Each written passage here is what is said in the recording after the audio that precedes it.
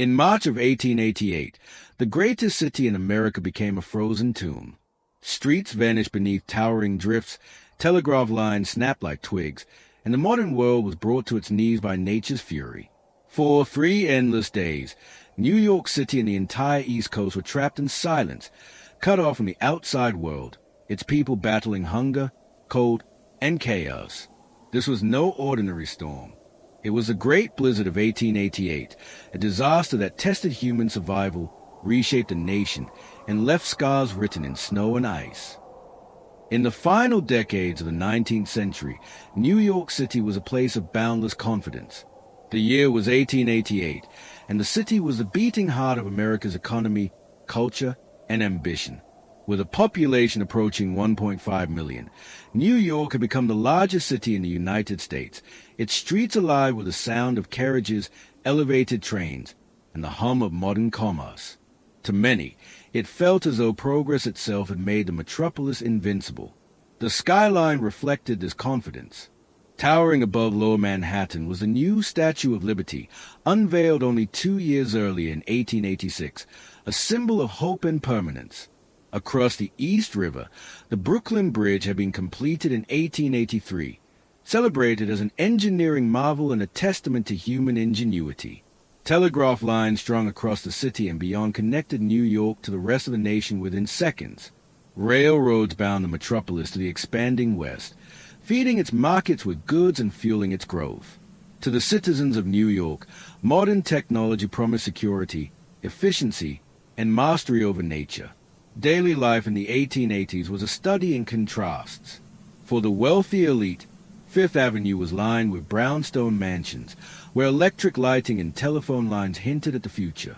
Socialites attended operas at the Metropolitan Opera House and strolled through Central Park, enjoying the luxuries of an age of progress. For the working class and immigrant poor, life was harder.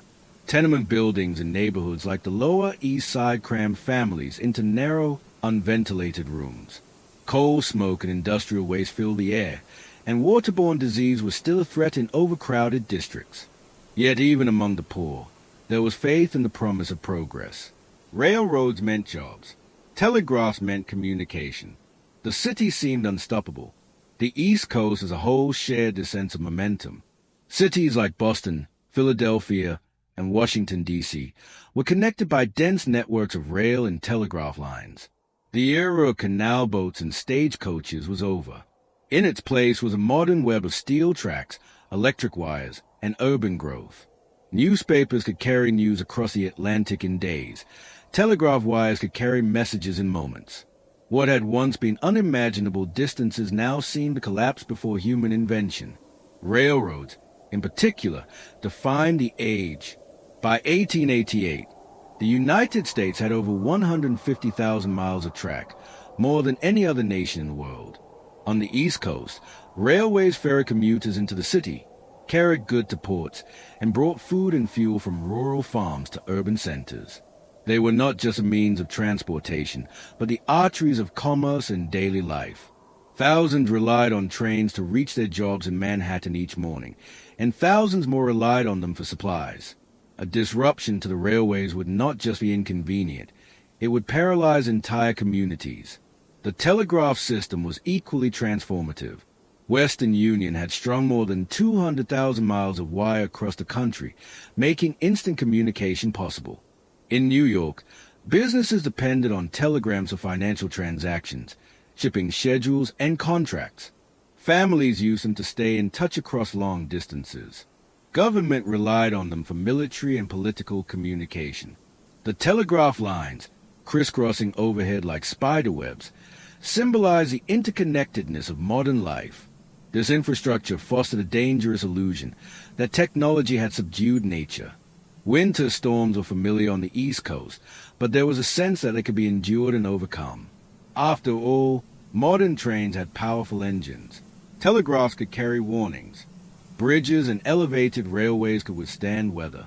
To many, the hardships of winter seemed manageable in an age of invention. Yet cracks in this confidence were visible. Meteorology, though advancing, was still primitive. Weather forecasting relied on scattered reports telegraphed from distant stations, but accuracy was limited. The U.S. Weather Bureau, founded in 1870, lacked both technology and authority to provide reliable predictions. Storms could arrive with little warning, their severity underestimated until it was too late. Urban infrastructure was also fragile beneath its veneer of strength. Telegraph lines, strung on exposed poles, were vulnerable to high winds and ice. Elevated railways, celebrated as modern marvels, froze easily and became hazardous in storms. Streets, unpaved in many areas, turned quickly into impassable drifts when snow fell heavily. Even the new Brooklyn Bridge, strong enough to connect two great cities, was useless if the rivers below froze and ferries stopped running. Progress had given the appearance of invincibility, but beneath it lay a fragile system stretched thin by growth. Social tensions added to this fragility. Immigration had swelled the city's population, with waves of newcomers from Ireland, Germany, and southern and eastern Europe crowding into tenements. Poverty was widespread, and public services strained. For the poor, winters were already brutal, with coal and food often scarce. Wealthy families might ride out storms in comfort, but for those in drafty apartments or on the streets, survival was tenuous. The broader East Coast shared these vulnerabilities. Smaller cities and towns relied just as heavily on rail and telegraph lines. Rural communities, already isolated in winter, could be cut off completely if lines failed. Farmers depended on timely shipment of food and supplies, while industries relied on coal deliveries to keep factories running. The interconnected system that made modern life possible was also a chain, and like any chain, it was only as strong as its weakest link. In early March of 1888, life in New York and along the East Coast carried on with this blend of confidence and fragility. Newspapers reported politics, finance, and foreign affairs with little mention of the weather. Commuters filled trains, merchants filled markets, and telegraph operators tapped out messages across the continent. Few imagined that in a matter of days, all of it, the trains, the telegraphs, the commerce, the very rhythm of city life, would be silenced under a storm unlike any in living memory. The calm before the storm was not merely meteorological. It was cultural, a faith in progress that blinded society to its vulnerabilities. The people of New York and the East Coast believed themselves secure in their mastery of nature. What they did not see was how quickly snow and ice could strip away the illusions of modernity, reducing a proud metropolis to silence, hunger, and paralysis. The great blizzard of 1888 would not only bury streets in snow, it would bury the illusion of invincibility. It would reveal the fragility of a city and a nation caught between tradition and modernity, progress and peril. And in its wake, nothing about New York, or the way America understood its relationship with nature, would ever be the same. By the winter of 1888, the United States was a nation in transition, proud of its achievements, but deeply burdened by strain. The Civil War had ended more than 2 decades earlier, but the country was still stitching together its wounds, both economic and cultural. Reconstruction had failed to bring true equality to millions of formerly enslaved people in the South. The rapid pace of industrialization had reshaped cities, but it also deepened divides between rich and poor. Immigration was swelling populations in urban centers, but so too were poverty, disease, and discontent. On the surface, America was booming. The railroads had bound the nation together, stretching from the Atlantic to the Pacific. Coal and steel-fueled factories that roared with unprecedented productivity. Skyscrapers, still new to the American imagination, began to pierce the skyline of major cities. But beneath this facade of progress, the daily lives of ordinary people were defined by hardship and uncertainty. It was into this fragile landscape that the great blizzard of 1888 would strike, testing not just the strength of cities, but the endurance of an entire people. The age of industry and its discontents. The late 19th century has often been called the Gilded Age, a phrase coined by Mark Twain to capture its dual nature, a thin layer of gold masking a core of poverty, corruption, and struggle. Industry flourished, creating fortunes for the likes of Andrew Carnegie, John D. Rockefeller, and J.P. Morgan. Railroads, Steel mills and oil refineries made millionaires of the few. But for the many, this era meant endless labor in factories, mines, and sweatshops, often for meager wages and in dangerous conditions. In New York, tenements overflowed with immigrant families who worked 12 or 14-hour shifts in garment factories. Coal miners in Pennsylvania risked cave-ins and black lung for a few dollars a week. Children aboard in textile mills and on city streets as newsboys and bootblacks. Life expectancy for the working poor was short and social mobility was limited. Even as new technologies promised progress, much of the nation lived in a state of constant precarity. Labor unrest reflected this unease. Strikes and protests erupted with increasing frequency in the 1880s. The Haymarket Affair of 1886 in Chicago, where a labor demonstration ended in violence and the deaths of both police and workers, underscored the deep tensions between labor and capital. Across the country, unions were beginning to challenge industrial giants, but their efforts were met with fierce resistance. For the poor, winter was already a season of hunger and cold. A storm that severed railroads and halted work could mean not just inconvenience, but starvation, immigration, and urban pressure. The 1880s were also years of mass migration. Between 1880 and 1890, more than 5 million immigrants arrived in the United States, many from southern and eastern Europe, as well as Ireland and Germany. New York Harbor was the entry point for millions, and though Ellis Island would not officially open until 1892, Castle Garden in Lower Manhattan served as a first stop for those arriving from across the Atlantic. These newcomers brought cultural richness, but they also strained the fabric of the cities they entered. Overcrowding in New York, Boston, and Philadelphia was severe. Tenement houses, often lacking sanitation or proper ventilation, became breeding grounds for tuberculosis, typhoid, and cholera. Infant mortality rates in poor neighborhoods were staggering. The immigrant poor were among the most vulnerable to disaster. Their work was irregular, their housing inadequate, and their social networks often fragile. In winter, families without coal for heat sometimes resorted to burning furniture or scraps of wood. When the blizzard of 1888 cut off supply lines and drove temperatures to deadly lows, these communities were pushed to the brink. Political paralysis. Politically, the nation was also weary. The 1880s were marked by corruption, contested elections, and weak leadership. Presidents Rutherford B. Hayes, James Garfield, Chester Arthur, and Grover Cleveland each grappled with scandals, factionalism, or limited influence. The federal government struggled to address the nation's deeper social problems: poverty, inequality, racial injustice, and the unchecked power of monopolies. On the state and local level, politics often operated through patronage and machine systems. In New York, Tammany Hall dominated democratic politics, dispensing favors in exchange for loyalty. Such systems provided some stability, but they also bred inefficiency and corruption. When crises arose, whether epidemics, strikes, or storms, governments were often slow to respond effectively. This paralysis extended to infrastructure planning. Calls for underground telegraph lines and subways had circulated for years, but they were resisted by corporations and politicians invested in the status quo. Elevated railroads and overhead wires remained exposed to the elements, vulnerable to the very kind of disaster that would soon descend. Weather as a constant threat. For all the triumphs of the Gilded Age, one element remained beyond human control: the weather. The United States Weather Bureau, founded in 1870, relied on telegraph reports and rudimentary instruments. Forecasting was more art than science, and accuracy was limited. Storm warnings, when issued, often arrived too late or underestimated severity. Winter storms were familiar on the East Coast, but they were often localized and short-lived. People assumed that life would continue with only minor disruptions. Yet memories of earlier disasters lingered.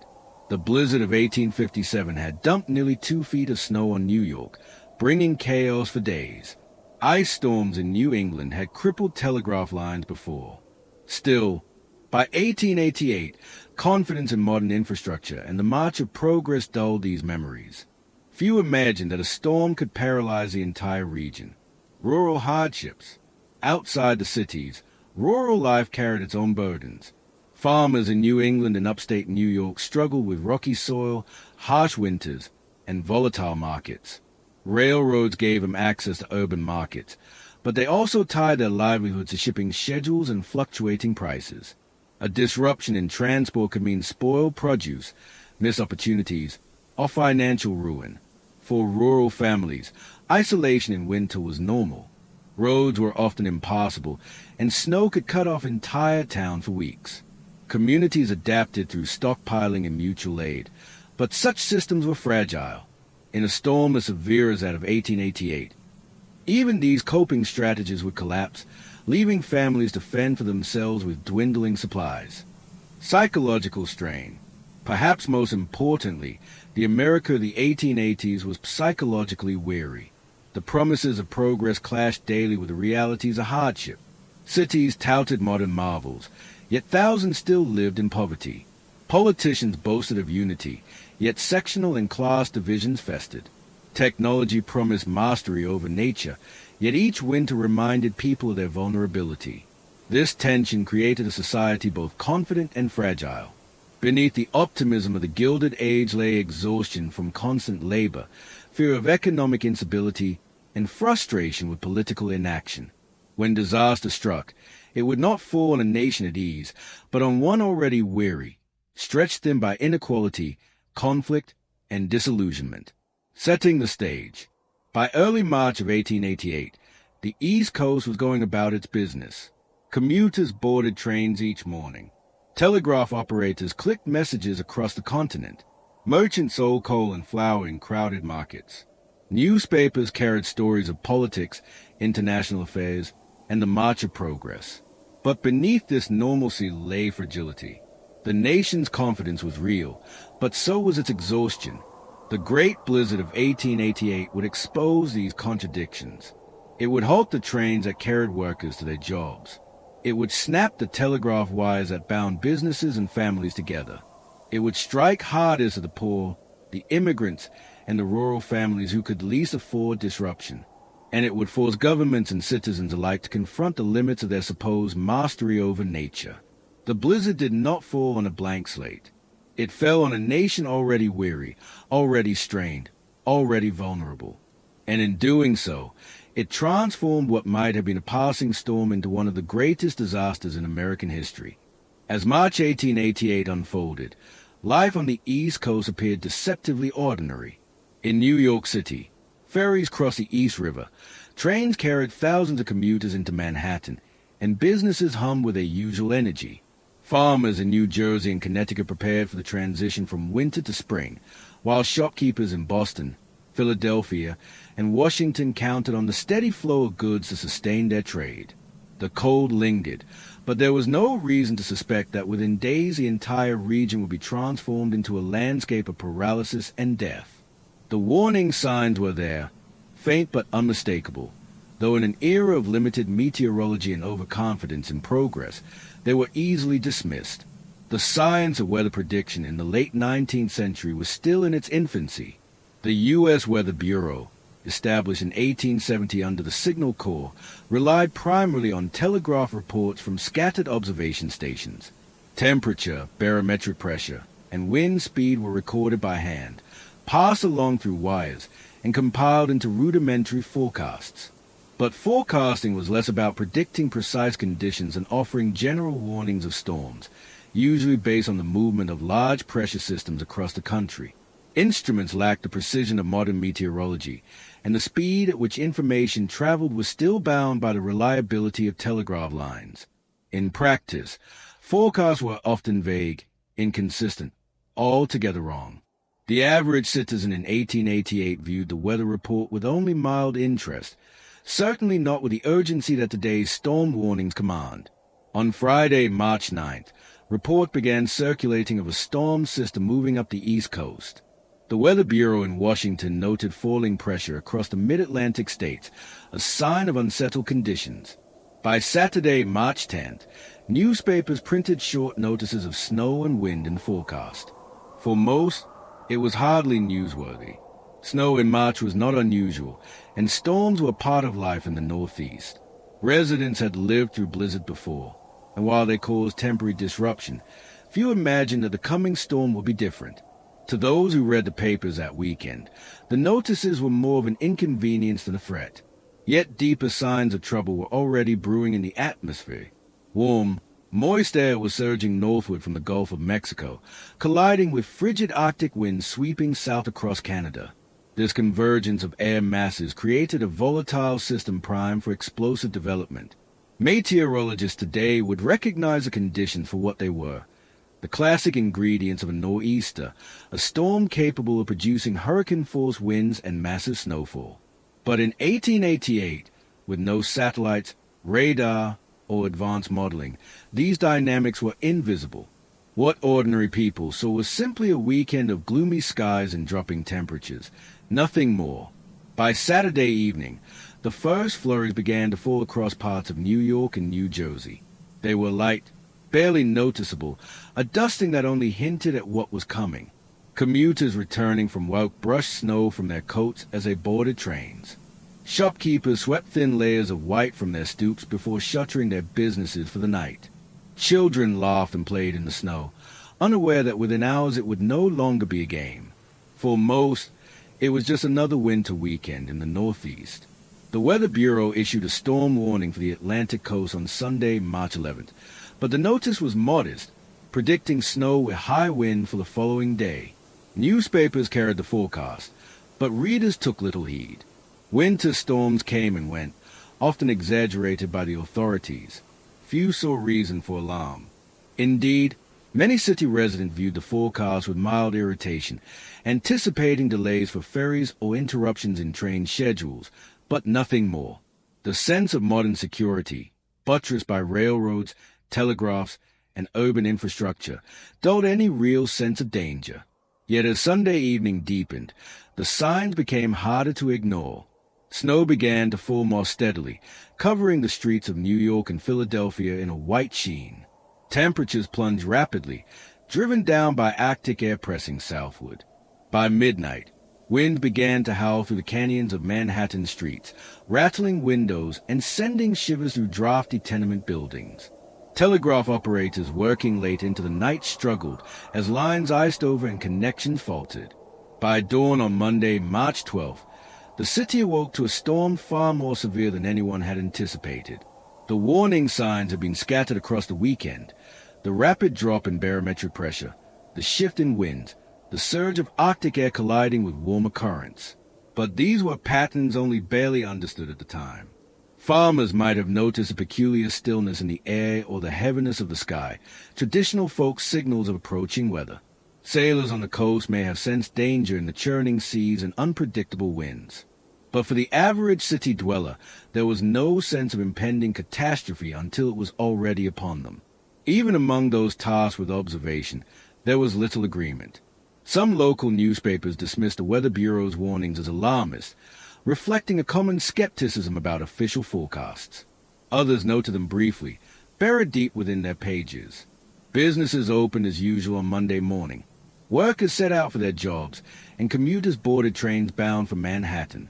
In hindsight, the routine of that morning seemed surreal, as though a great stage were being set, with tens of thousands of people unknowingly stepping into the opening act of disaster. The illusion of control was one of the defining characteristics of the era. Railroads seemed indestructible, their steel tracks stretching across the continent. Telegraph lines appeared to connect the nation in an unbreakable web. Cities prided themselves on modern engineering feats like the Brooklyn Bridge and elevated railways. These symbols of progress gave citizens confidence that nature, however fierce, could be endured.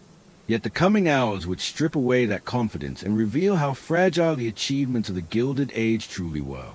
As dawn broke on March 12th, snow was already piling up in drifts several feet deep. Winds gusted with growing ferocity, tearing through the streets, scattering debris, and bending telegraph poles until wires snapped under the weight of ice. The ferries that crossed the East River were forced to halt, ice locking them in place. Elevated trains, celebrated as modern marvels, began to freeze on their tracks, stranding passengers. Those who had ignored the warnings now found themselves trapped in a storm that grew more violent by the hour. The first warning signs had been there, scattered across the weekend forecast and in the strange patterns of the sky. But in an age of limited knowledge and unchecked optimism, they were overlooked, downplayed, or ignored. The storm that was ascending on New York and the East Coast was no ordinary snowstorm. It was a force of nature that would sweep away not only lives and livelihoods, but also the illusion that modern society had conquered the elements. By the time the true scale of the blizzard was understood, it was already too late. The warnings had come, faint and incomplete, but they had been lost in the noise of progress and complacency. The Great Blizzard of 1888 was not simply a storm that surprised the city. It was a disaster that exposed the limits of human foresight and the peril of underestimating nature's power. The morning of March 12, 1888, began with a strange stillness across the Northeast. In New York, commuters awoke to skies already heavy with snow. At first, it seemed like another ordinary winter storm, the kind the city had endured many times before. People buttoned their coats, pulled hats tight against the wind, and set out toward ferries, elevated trains, and crowded streets. Shopkeepers opened shutters, workers trudged through slush toward factories and offices, and children laughed at the chance of a snow-filled day. The snow fell thick and steady, but no one yet realized the disaster that was unfolding. By mid-morning, the storm began to reveal its fury. Winds strengthened into howling gales, whipping through the narrow corridors of Manhattan streets and turning flakes of snow into blinding sheets of white. Visibility collapsed, shrinking to just a few feet in places. Pedestrians clutched lampposts to avoid being blown off their feet. Horse-drawn carriages struggled to move against the wind, wheels locking in rising drifts. Telegraph lines that hung overhead began to sag and snap, their wires recoiling dangerously into the air. In an age so dependent on these thin lifelines of communication, every line that broke severed New York a little more from the outside world. The elevated trains, symbols of modern progress, quickly became prisons. Snow packed the tracks, freezing the iron rails and clogging the mechanisms. Cars stalled above the streets, passengers trapped inside with little heat as winds whistled through broken windows. Commuters who had trusted the efficiency of technology now found themselves stranded in midday, forced to wait as the storm tightened its grip. Some tried to climb down from the frozen structures, but icy ladders and gale-force winds made every step a gamble. On the rivers, ferries fared no better. Ice floes began to lock vessels in place, stranding commuters mid-crossing or preventing departures altogether. The East River, usually busy with traffic between Manhattan and Brooklyn, became impassable by late morning. Families who relied on the ferries to reach loved ones across the river found themselves cut off. The Brooklyn Bridge, though strong, swayed in the wind, and the snow made its approaches treacherous. The great engineering marvel that had symbolized progress just a few years earlier was nearly useless in the face of the storm. As the blizzard intensified, temperatures plummeted. Thermometers across the region fell well below freezing, and with wind chill, conditions became lethal. Reports of people collapsing in the streets began to filter in, though telegraph lines already made communication unreliable. Workers who had tried to reach factories or offices found themselves trapped far from home, unable to navigate the blinding snow. Some sought shelter in churches, saloons, or any building with an open door. Others pressed on, only to be overtaken by exhaustion and buried beneath drift that grew as high as rooftops. The snow fell at astonishing rates, more than 2 inches per hour in some areas, driven by winds that reached hurricane force. By afternoon, the city was nearly unrecognizable. Landmarks vanished behind walls of white, and even well-known streets became indistinguishable mazes of snowbanks. Families peered anxiously from windows, watching as the outside world disappeared under an avalanche of flakes. Coal deliveries stopped, food markets closed, and the daily lifelines of the city collapsed one by one. New York, so proud of its modernity, was silenced. The blizzard stretched far beyond New York City. Across New Jersey, Connecticut, Massachusetts, and Pennsylvania, towns and cities faced the same relentless assault. Trains bound for Boston stalled on tracks buried beneath snowdrifts. Telegraph offices closed as wires snapped. In rural areas, farmhouses were isolated in minutes, snow rising against doors and windows, cutting families off from neighbors and supplies. Livestock froze in barns, unable to withstand the wind that seeped through every gap. For many, survival depended entirely on the supplies they had stored before the storm. By nightfall on March 12th, the storm had become catastrophic. More than a foot of snow had already fallen in New York, with drifts reaching 20 feet in places. Entire blocks were entombed, doors and windows sealed by walls of snow. Gas lamps that usually lit the streets flickered dimly, their glow swallowed by the blizzard. Fires broke out in some neighborhoods as coal stoves overheated or chimneys clogged, but fire brigades could not respond, their wagons immobilized in the drifts. In some cases, flames consumed buildings while neighboring structures stood untouched, the storm making any organized response impossible. The psychological toll was immediate. The city, normally so loud and alive, was reduced to eerie silence, punctuated only by the roar of the wind and the groan of collapsing structures. Families huddled together in the dark, listening as roofs creaked under the weight of accumulating snow. The poor, packed into drafty tenements, faced freezing conditions with little coal to burn.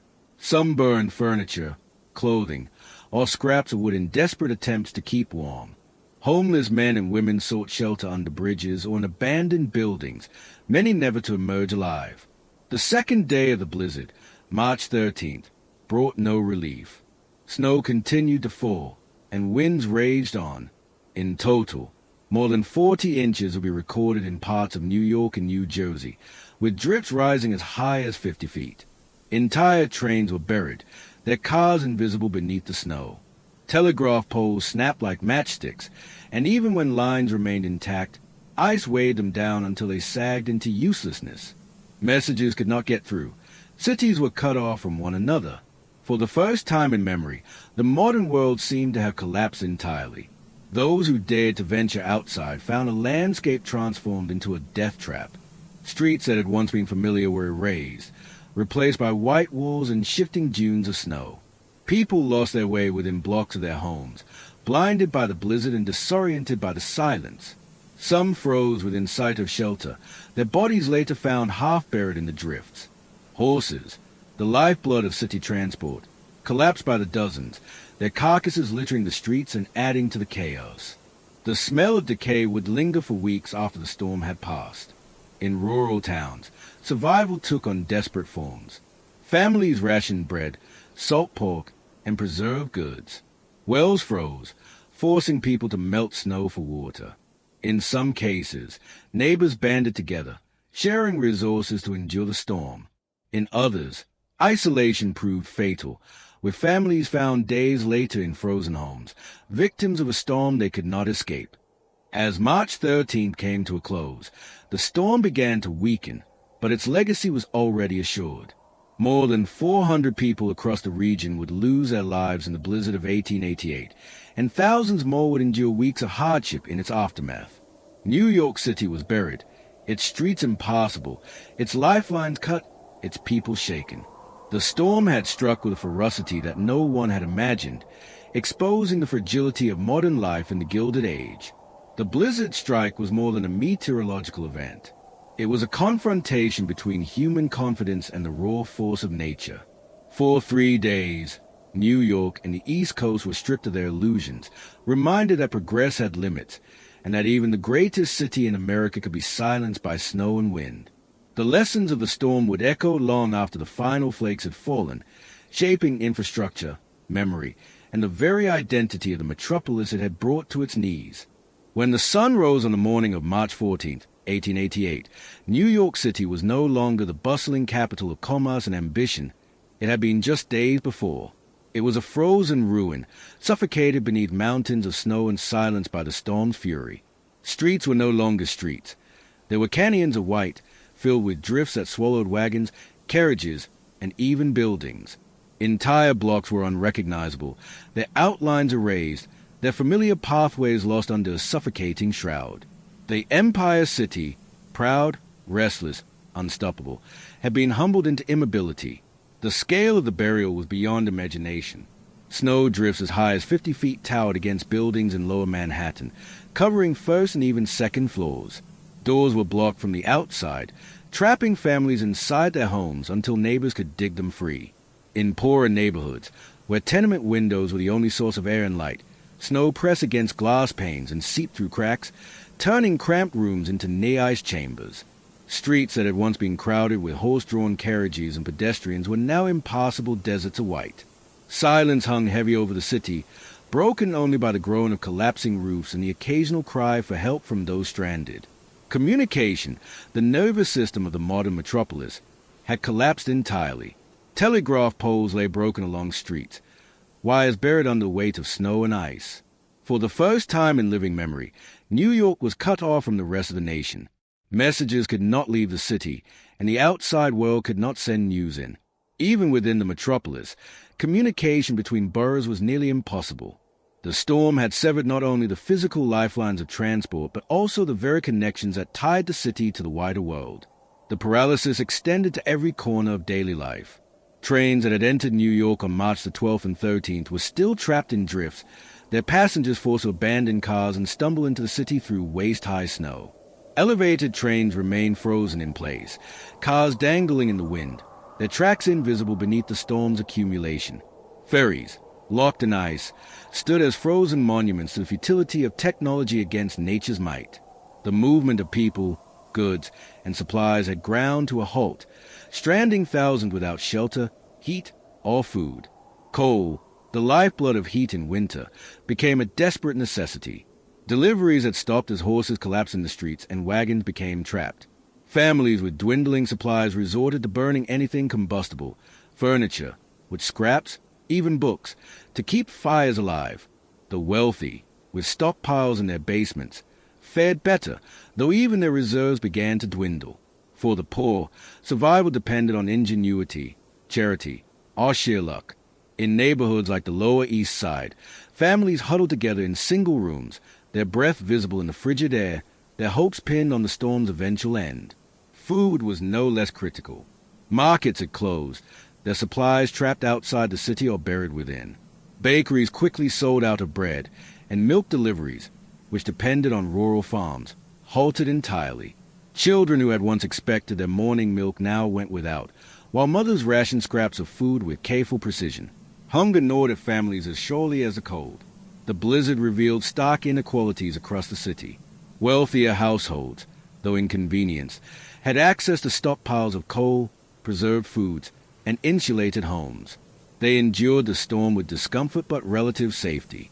The poor, by contrast, bore the brunt of the suffering. Overcrowded tenements, thin clothing, and lack of resources made survival precarious. Homeless men and women, who had taken refuge in alleys and under bridges, were found frozen in the snow after the storm subsided. For them, the city's burial was not just an inconvenience but a death sentence. The dead began to accumulate. Bodies were discovered in drifts where pedestrians had fallen, disoriented in the blinding snow. Horses lay frozen mid-stride, their carcasses littering the streets in grotesque monuments to the city's collapse. Rescue parties ventured out when possible, digging through drifts to uncover those trapped inside buildings or buried beneath fallen roofs. Yet the scale of the disaster overwhelmed any organized response. Firefighters, themselves trapped, could do little. Police officers patrolled streets only sporadically, often unable to distinguish one buried block from another. The city had become a labyrinth of white and silence, where survival depended less on authority and more on individual will. Beyond the immediate struggles of survival, the psychological weight of the storm pressed heavily upon New Yorkers. The metropolis had always prided itself on progress, resilience, and modernity. The Brooklyn Bridge had seemed unassailable, the elevated railways invincible, the telegraph unbreakable. Yet all had failed, stripped bare by the storm's wrath. Citizens who had once believed themselves protected by progress were confronted with a terrifying realization that nature still reigned supreme. The silence of the city was not simply physical but symbolic, a collective reminder that human ambition was fragile when tested by the elements. Outside of Manhattan, the burial was just as profound. Brooklyn, Jersey City, Newark, and surrounding towns lay under the same suffocating blanket. Farmers in Long Island and Connecticut awoke to find barns buried and livestock frozen.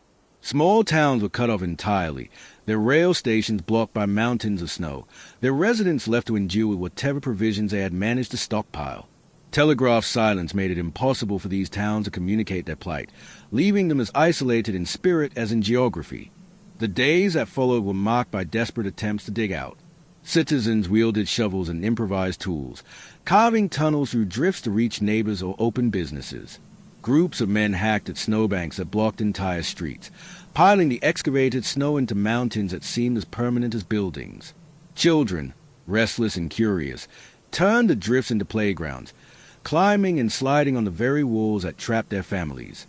Yet despite the activity, progress was slow, and the way to the burial remained. The city's government struggled to assert control. Mayor Abram Hewitt received reports of paralysis from every borough, but without telegraphs or railroads, coordination was nearly impossible.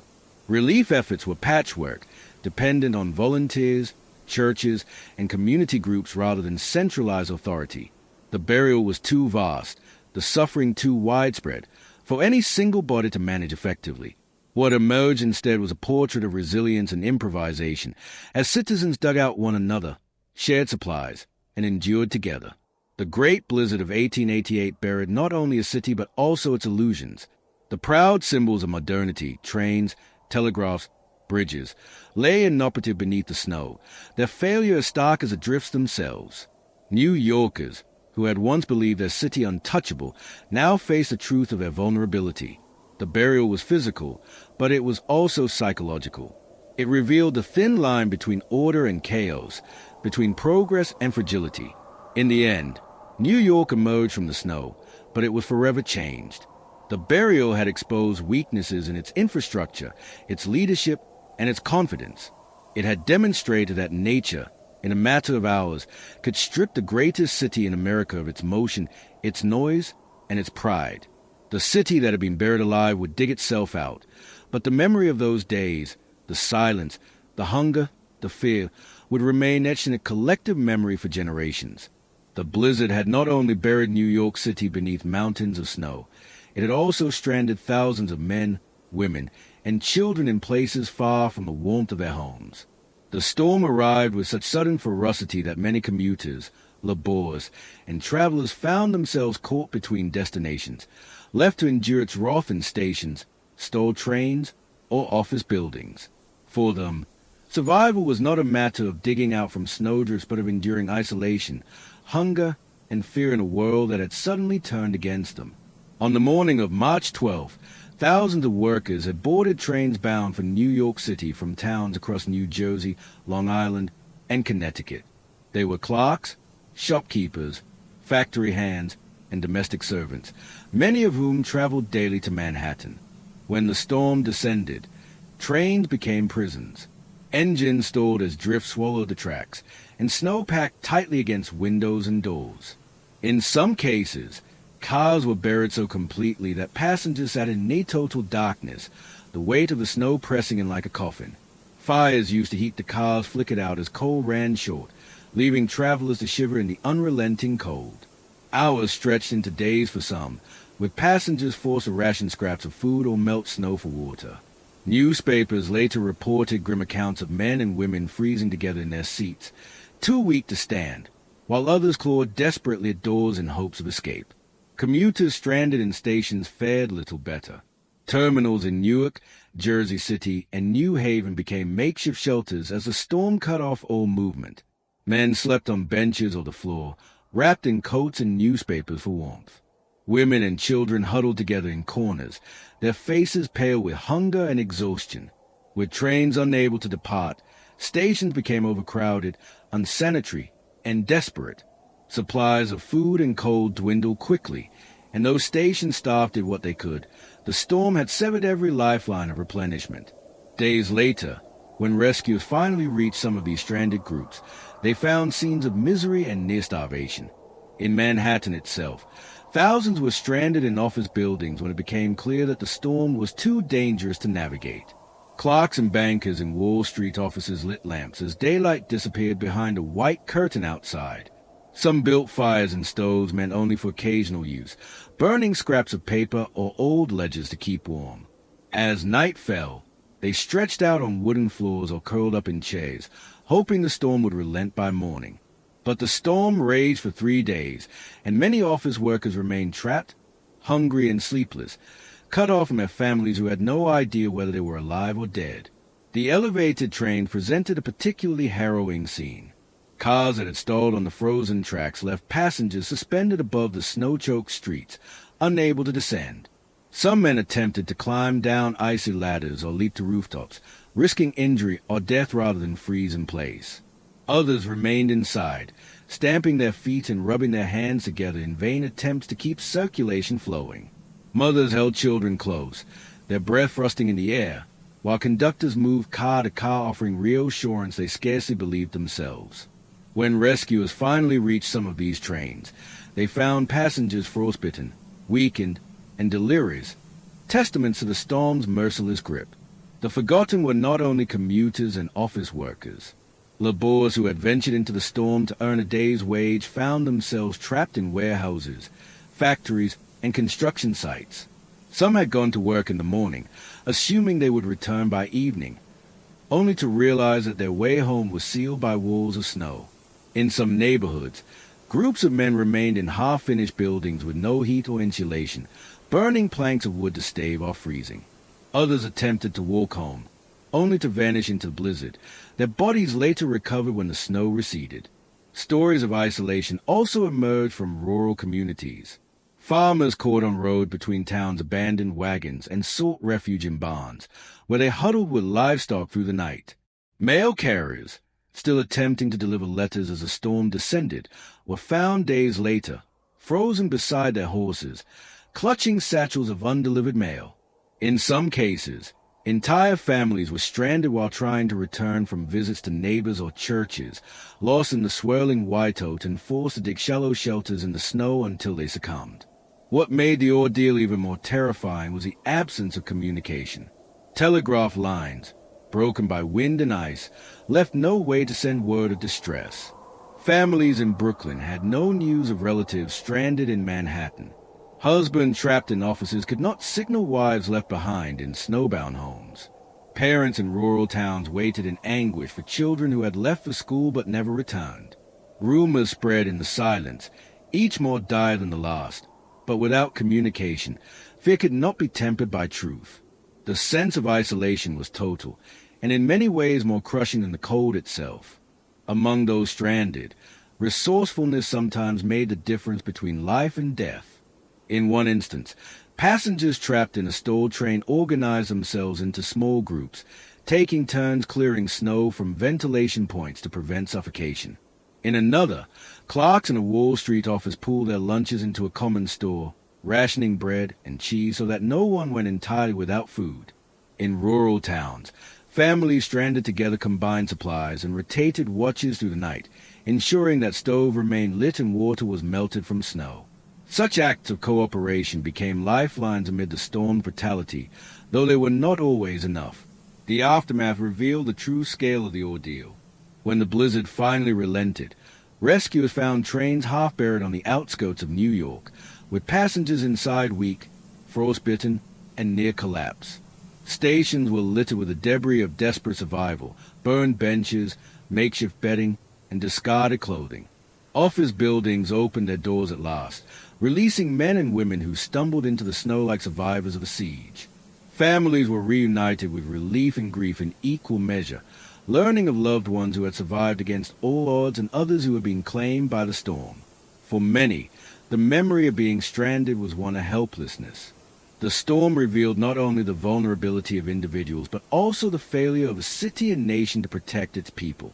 The very systems meant to sustain modern life, trains, ferries, telegraphs, had become traps when tested by nature. Trust in progress was replaced by the haunting memory of being left alone, forgotten, and powerless in the face of the elements. The blizzard of 1888 stranded thousands, and in doing so, stripped away illusions of safety. It showed that in an interconnected world, isolation could still descend in an instant, and survival could depend on little more than luck, endurance, and the kindness of strangers. For those who lived through it, the memory of being stranded in offices, trains, or snowbound towns remained vivid for decades, a reminder of the thin line that separated modern comfort from primal struggle. The Great Blizzard of 1888 was not an equal opportunity disaster. While it buried mansions and tenements alike, the storm's weight pressed heaviest on the poor, the working class, and the most vulnerable members of society. For the wealthy, the storm was an inconvenience, a pause in comfort, a delay in business, or at worst, a temporary shortage of luxuries. But for those who lived on the margins, packed into overcrowded tenements or surviving without steady work, the blizzard was a direct assault on their very existence. It was among the poor that the storm claimed its greatest toll, exposing the brutal inequalities of Gilded Age America. The tenements of the Lower East Side offered little protection against the cold. These buildings, hastily constructed to house waves of immigrants, were notorious for their cramped rooms, poor ventilation, and inadequate heating. Families often shared single rooms, sometimes with more than one family packed into the same space. Coal stove provided what little heat they could afford, but when coal deliveries stopped during the storm, fires sputtered out and rooms grew as cold as the streets outside. Windows were poorly sealed, allowing snow to drift inside and frost to creep along the walls. Children coughed in the bitter air, mothers wrapped rags around their little ones, and fathers searched in vain for scraps of wood to burn. Some families burned furniture or torn planks from stairwells just to keep embers alive. Others had nothing left to sacrifice. Food insecurity compounded the misery. Before the blizzard, poor families often lived from meal to meal, relying on cheap bread, potatoes, or milk delivered daily. With markets closed and deliveries halted, supplies evaporated. Children who once carried pails to milk depots returned empty-handed, their faces blue with cold. Bakeries sold out of bread within hours, and when ovens fell silent for lack of fuel, the lines of hungry families stretched into the snow only to disperse in despair. Mothers rationed scraps with agonizing precision, breaking bread into the smallest possible portions, while men ventured into drifts in search of charity kitchens or churches offering relief. For many, the blizzard's hunger was as deadly as its cold. Homeless men and women, already living on the fringes of survival, were among the first to perish. They had no fires to tend, no roofs to shield them. When the winds rose and the snow fell, they sought shelter beneath stairways, in alleys, or beneath the arches of the Brooklyn Bridge. In the days after the storm, their bodies were discovered frozen in grotesque repose, some still clutching thin coats around their shoulders, others half buried in drifts as though the storm itself had tried to hide its casualties. The poor had always been vulnerable to the seasons, but in the blizzard, they were abandoned entirely, with few voices raised in alarm at their suffering. Immigrant communities, too, bore the brunt of the storm's cruelty. The Lower East Side was filled with newly arrived Italians, Irish, Germans, and Eastern European Jews, many of whom had come to New York with nothing but the promise of opportunity. The blizzard revealed the fragility of their position. Language barriers made it harder to access what little relief was available. Anti-immigrant prejudice often kept charitable organizations from prioritizing their aid. Families who had endured the hunger of old worlds found themselves starving again in a new one, trapped not by poverty alone but by snow and silence. Children were perhaps the most visible victims. Small and less resilient to the cold, many succumbed quickly to frostbite or illness in unheated rooms. Schools had closed, leaving children without even the minimal warmth they might have found in classrooms. Reports surfaced of children wandering into the streets in search of food or coal, only to collapse in the snow. Others remained indoors, wrapped in rags, too weak to cry. In the weeks after the storm, hospitals were filled with young patients suffering from pneumonia and other respiratory diseases contracted during the blizzard. For some, the storm was only the beginning of a slow decline that ended in death. The blizzard also exposed the vulnerabilities of the elderly. Many lived alone in boarding houses or in the upper floors of tenements, unable to dig themselves free once snow blocked their doors. Some were found days later, frozen in their chairs or collapsed beside extinguished stoves. Others had tried to make their way to relatives, only to become disoriented and collapse in the streets. Their deaths underscored how thin the line between independence and helplessness could be in a city that prided itself on progress but offered little safety net for its most fragile citizens. Relief efforts emerged slowly and unevenly. Churches opened their doors as makeshift shelters, offering what warmth they could. Charity groups attempted to distribute coal and bread, but the sheer paralysis of the city made wide-scale aid impossible in the first days. Even when wagons could finally move, demand far outstripped supply. Desperate families mobbed coal deliveries, some fighting for shovelfuls of fuel, while others begged breadlines and had nothing left to give. For the poor, dignity was stripped away as survival demanded pleading, scrambling, and at times violence. Newspapers documented the blizzard's toll, though often with a sensationalist eye. Stories of wealthy families inconvenienced by blocked carriages shared columns with accounts of immigrant children freezing in tenement alleys. Yet coverage frequently emphasized the resilience of the city rather than the suffering of its poorest. For many middle and upper-class readers, the blizzard became a tale of civic endurance rather than a mirror of inequality. The plight of the poor was visible, undeniable, yet too often dismissed as the inevitable fate of those already condemned to hardship. Still, the storm also revealed moments of solidarity. Neighbors shared food when they could, digging tunnels between buried tenements to check on one another. Some wealthier families donated coal to nearby tenements or opened kitchens to feed the hungry. In immigrant neighborhoods, culture associations and religious groups mobilized quickly, pooling resources to keep families alive.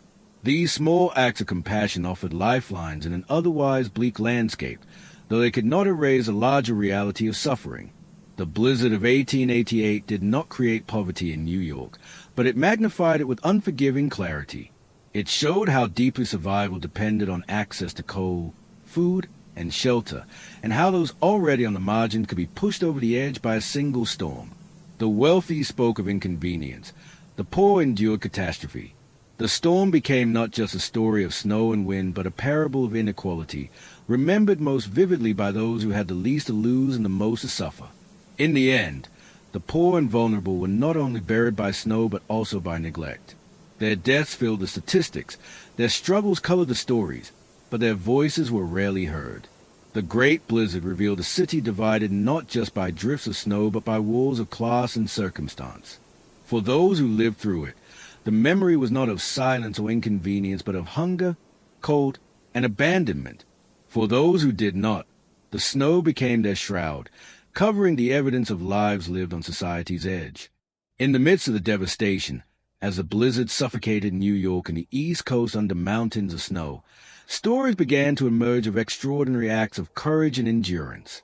The storm had trapped thousands, silenced telegraphs, paralyzed trains, and frozen the streets into lifeless corridors. But even in such hopeless conditions, there were men and women who refused to surrender.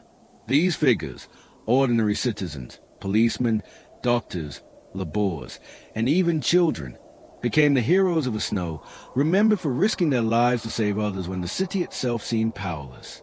The most immediate heroes were those who braved the storm to rescue the stranded.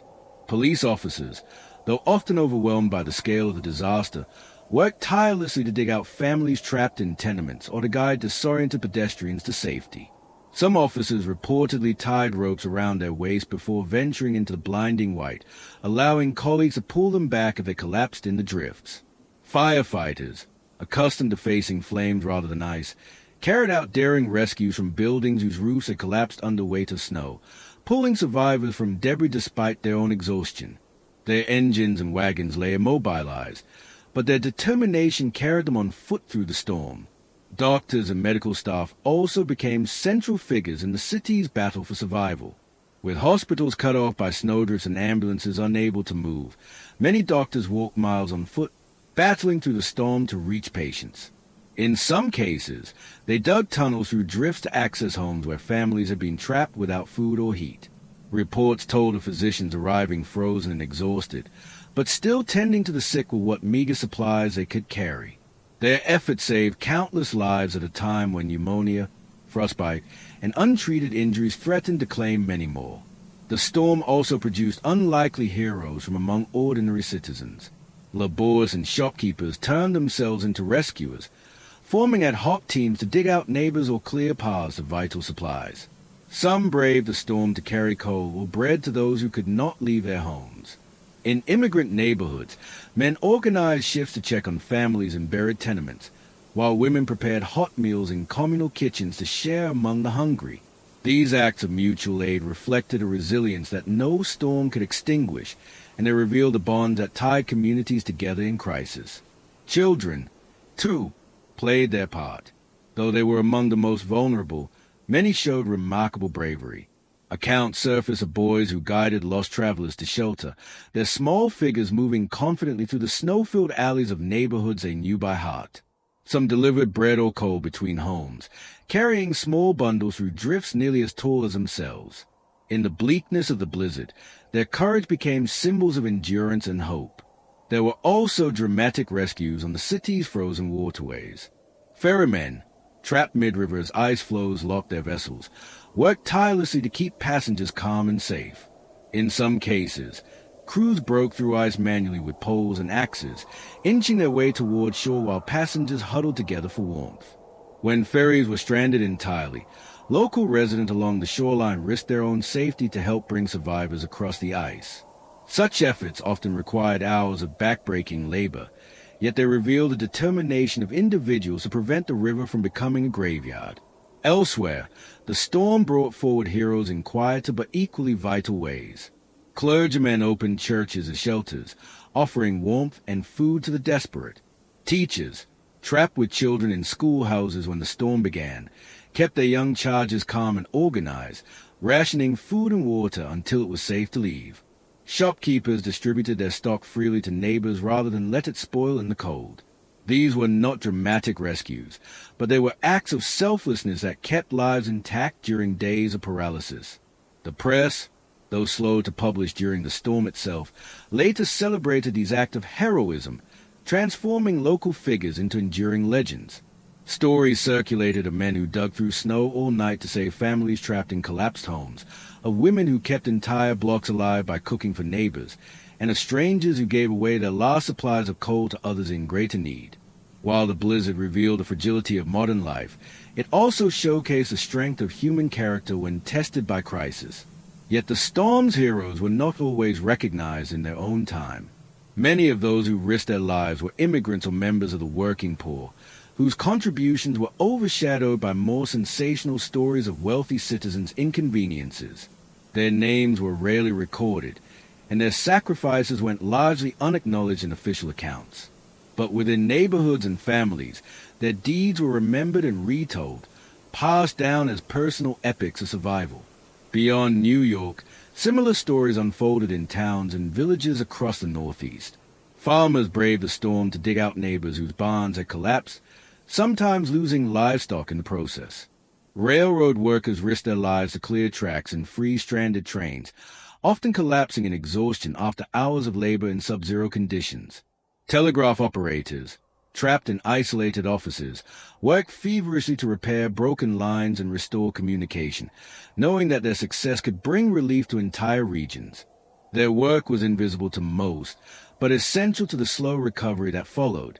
The blizzard of 1888 will always be remembered for its devastation, the hundreds of lives lost, the paralysis of cities, the collapse of modern systems. But within that devastation lies another narrative, one of bravery, sacrifice, and endurance. Heroes of the snow were not defined by rank or wealth, but by their willingness to act when others could not. Their efforts transformed tragedy into survival for countless families, proving that even in the darkest hours, humanity's light could endure. In the aftermath, when the snow finally melted and life returned to the streets, these stories circulated as reminders of what had been endured. They became part of the collective memory of the storm, shaping how it was remembered not only as a disaster but also as a testament to resilience. The Great Blizzard of 1888 stripped New York bare, but it also revealed the courage of those who stood against the storm, the ordinary men and women who became heroes in the snow. In the late 19th century, communication had become one of the great triumphs of modernity. The telegraph had stitched together towns, cities, and entire nations with strands of wire, shrinking distances that once separated people by weeks or months of silence. In New York, the heart of American commerce, these wires were as essential as the railroads. They carried stock market updates, news from across the Atlantic, business transactions, and personal messages that connected families. The telephone, though still a novelty in the 1880s, had begun to spread into offices and wealthy homes, promising an even more immediate link between people. For New Yorkers, these technologies were proof of progress, of a city at the forefront of the modern age. But the blizzard of 1888 demonstrated how fragile these systems truly were. As the storm intensified on March 12th, the first signs of collapse became evident. Winds of near-hurricane force whipped through the city, tearing at the poles that lined every street. Telegraph wires, strung overhead in tangled webs, clattered and swayed until the weight of ice snapped them like twigs. By midday, poles were toppling into the streets, their wires dragging down others in a chain reaction of destruction. In some areas, great arcs of sparking electricity lit the blizzard as fallen wires touched the ground. New Yorkers who had once seen these wires as a marvel now saw them as dangerous wreckage, strewn across snow-choked streets. The damage spread quickly. By evening, nearly every telegraph and telephone line in Manhattan had gone silent. The city was cut off from itself and from the world beyond. No messages could be sent to Boston or Philadelphia. No word could travel from Wall Street to Washington, or from worried families in New York to their relatives in New Jersey. Newspapers, which relied on wire report for their coverage, were starved of information. Rumors and speculation filled the void, with no reliable way to confirm or deny them. In a city of millions, silence descended with terrifying speed. The collapse of communication revealed just how deeply New York had come to depend on invisible wires. For decades, the telegraph had been the nervous system of commerce. Stock transactions depended on minute-to-minute updates. Shipping firms tracked arrivals and departures through wire messages. Families awaited news of births, deaths, and marriages from relatives far away. All of it vanished overnight. Merchants arrived at their offices to find no reports, no market numbers, no updates from suppliers. Traders on Wall Street could do nothing but wait, their lifeline to the outside world severed by snow and wind. The silence also deepened the isolation of individuals caught in the storm. Families in Brooklyn could not contact loved ones stranded in Manhattan. Parents had no word of children who had gone to school and failed to return home. Commuters stuck in train stations could not send word to spouses waiting in darkened homes. The uncertainty multiplied the terror. In the absence of news, imagination filled the void with dread. Some believed entire towns might have been destroyed. Others whispered of hundreds dead in the streets. The truth was bad enough, but in silence, it became worse. Beyond the city, the collapse of communication paralyzed entire regions. Telegraph offices across the Northeast reported outages as poles toppled under the storm's weight. Lines between New York and Washington failed, and with them, the government ability to receive rapid updates. Boston, Hartford, Philadelphia, and countless smaller towns were plunged into isolation. In the days before radio, the telegraph was the only fast means of long-distance communication. Its collapse was more than an inconvenience. It was a breakdown of an entire system upon which modern life had come to depend. Attempts were made to restore communication even during the storm. Telegraph operators braved the snow to repair lines, hauling replacement poles and spools of wire through drifts that reached to their chests. Some worked for hours only to see new lines snap minutes later under the relentless wind. In rural areas, operators dug through snow to reach offices and tapped out messages on battered keys, hoping that somewhere a signal would carry through. For many, the work was futile, but their persistence kept alive the faint hope of reconnect ion. When the storm finally passed, the scale of the damage became clear. More than 100 miles of telegraph and telephone lines had been destroyed in New York City alone. Poles littered the streets in tangled heaps, their wires twisted into dangerous snarls. Entire neighborhoods resembled battlefields, with wreckage buried in drifts as high as rooftops. It took days to restore even partial service, and weeks before full communication networks were rebuilt. In the meantime, New Yorkers lived in a city cut off from the rest of the world, relying on word of mouth, hand-carried notes, and newspapers printed from whatever scraps of information reporters could gather. The collapse of communication carried consequences that stretched far beyond the storm itself. It forced a reckoning with the vulnerability of modern infrastructure. Inquiries were held in the months after the blizzard, with officials asking how a single storm could silence an entire metropolis. One answer was obvious. The decision to string wires overhead had left them exposed to nature's fury. Critics demanded that wire be buried underground, where they would be protected from wind, ice, and snow. In the years that followed, New York began the slow, costly process of burying its communication lines, a direct legacy of the storm that had proven the fragility of progress. But in the moment, in March 1888, the collapse of communication was more than an engineering problem. It was a human crisis. It was the agony of parents who did not know whether children were alive. It was a despair of wives waiting in darkened tenements, praying for husbands stranded in the city. It was the helplessness of traders and merchants whose businesses ground to a halt. And it was the eerie silence of a city whose lifeblood of information had been severed.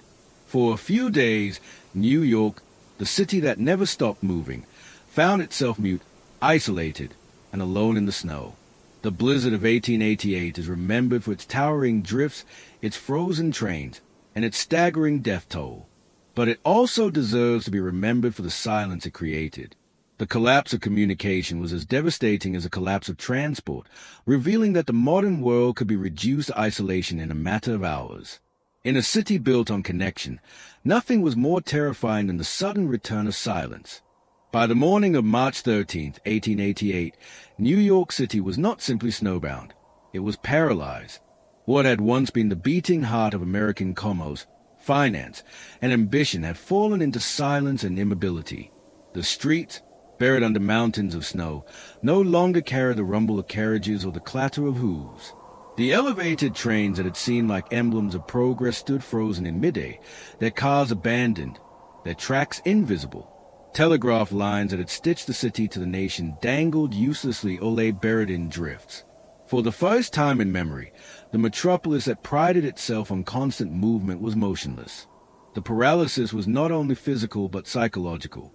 New Yorkers were accustomed to adversity, fires, epidemics, financial panics, but the blizzard struck at the very systems they had believed unshakable.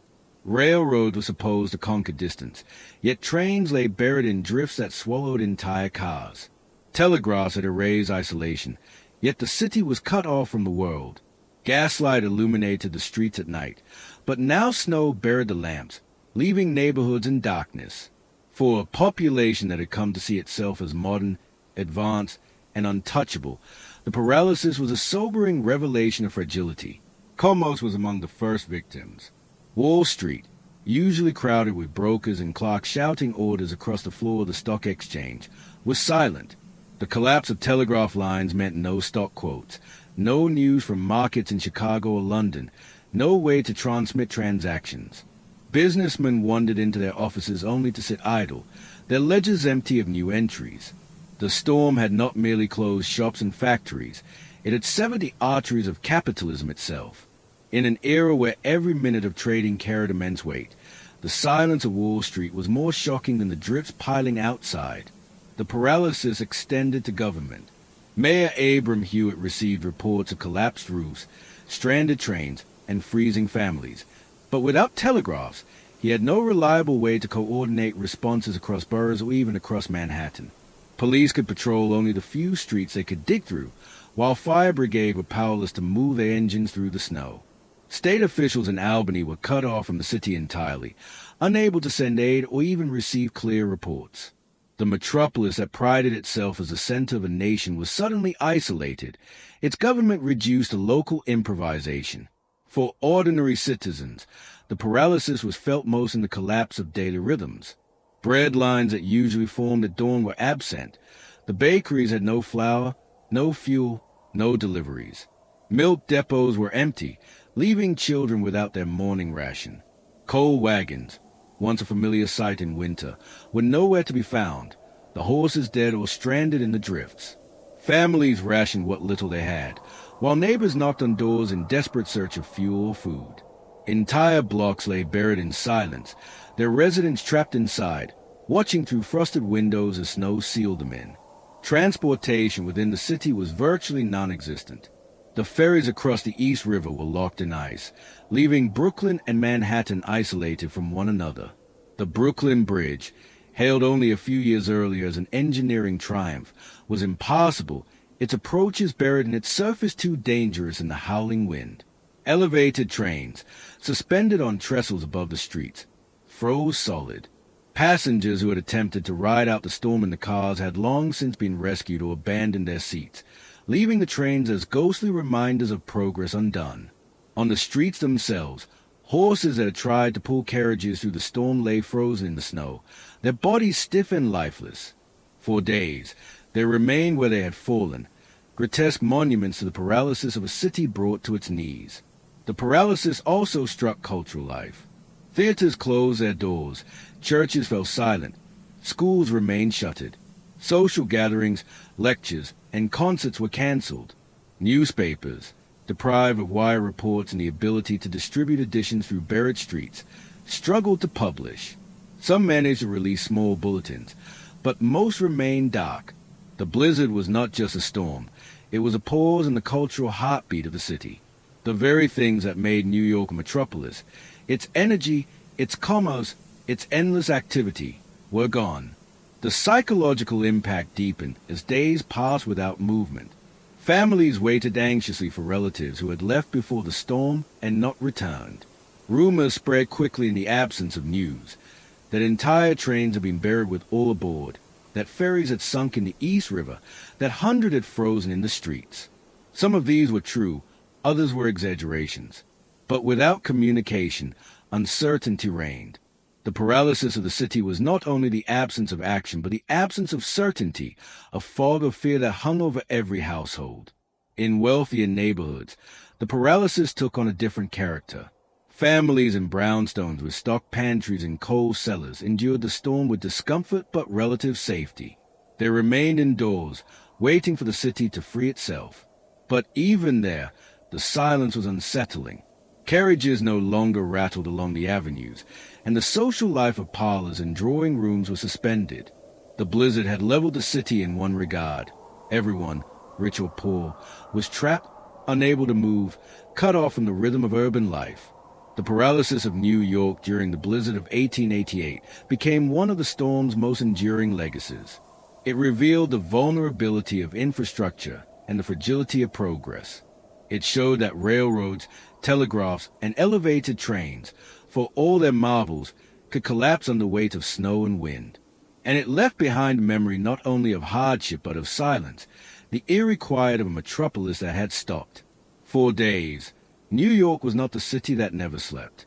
It was a city buried, frozen, and still a metropolis paralyzed by nature's hand.